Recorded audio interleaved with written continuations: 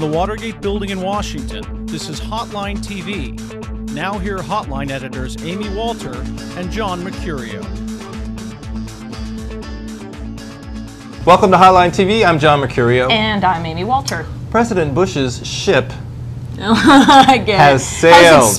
But it's spelled with a C. It is indeed, oh, right? Okay. You can see it right down there. But what about for the GOP candidates? What position does this put them in? Will the ship hit the fan for Republicans in 2008? I mean, it's really, actually, I don't want this issue to go away because it's giving us very good punny headlines. Although we've now run out of all of them. No, there are many. We can do more? Ship ahoy, ships ahoy, other things. We've been through quite a few of them. Right. Well, But seriously, what does this do, not just to the House and the Senate, who are now going to have to deal with this veto override issue, but what does this do to Republicans and Democrats to some extent who support this bill on the issue? Yeah, I mean, this is the ultimate point here for House and Senate Republicans versus White House 08ers, right?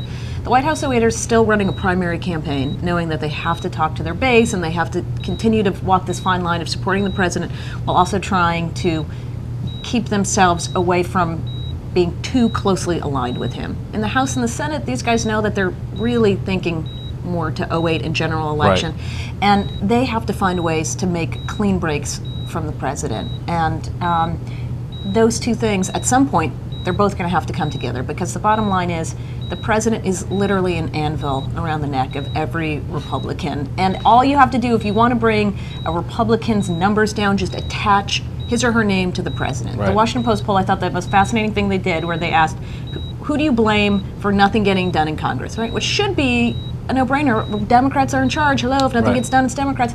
No, they said Bush and congressional GOPers or Democrats. 51% said Bush and congressional GOPers. If you put those two so together, you put those two together, category, and it's just a disaster area. And the same thing is going to happen to White House 08ers. What they have to hope is, by the time we get to the fall of next year, they'll have found ways to put him into the background. But right now, nobody's putting baby in the corner. Wow. Nice one. You make some excellent points. I think another important point, or at least an example of sort of how far out of the sort of the mainstream, or at least the appearance of how badly President Bush is doing on this one issue, is in Montana. Max Baucus, a senator who is a strong ally, as you mentioned, of President Bush's on a lot of fiscal matters, considers himself a pretty fiscally moderate to conservative Democrat, chairman of the Finance Committee, made a lot of Democrats in his own party mad about his sort of fiscal conservatism, is not only opposed to the president on this one issue, for which the president is trying to stake a claim on fiscal responsibility,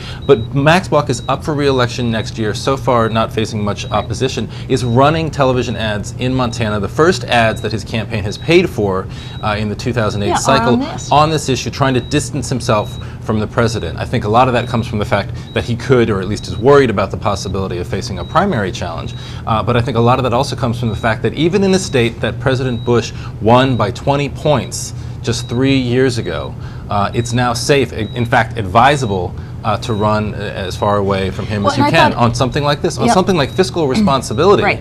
On something that should be, and that's what I find fascinating too about these House Republicans who sit in suburban districts, these upscale districts that normally they would be preaching the same line that the White House is putting out there about fiscal responsibility, government mandated health care, et cetera.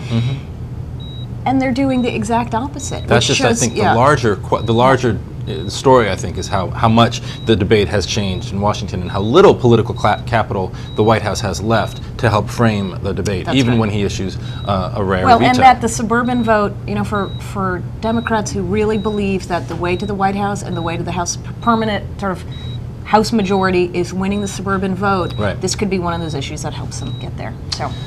Very interesting, but that's all the time we have for today, and we have no more ship puns, so we really should just cut this one short. But join us tomorrow for another episode of Hotline TV.